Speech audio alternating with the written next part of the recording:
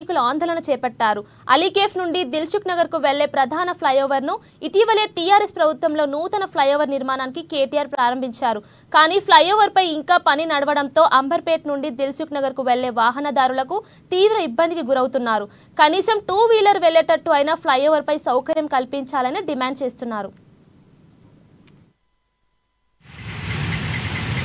అంబర్పేట అలికేఫ్ చౌరస్తా బార్డరు మూసి నాది మీదకెళ్ళి బ్రిడ్జి ఒకటి స్టార్ట్ చేసిండ్రు.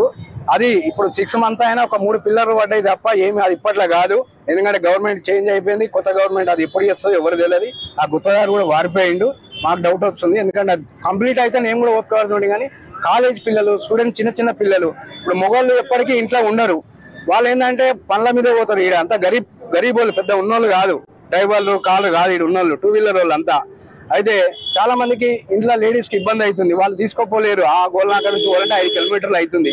వీళ్ళు రోజు మాకు ఫోన్లు వస్తున్నాయి. వాళ్ళకి ఆఫీసులో పోయి అడుగుతానేమో, సిఏకి ఎస్ఐకి అడుగుతానేమో మా పై ఆఫీసులో తీయొద్దు అన్నారు, ఇట్లకెళ్ళి వంపనే వద్దన్నారు. కలుసుకుంటే అవకాశం ఎన్నో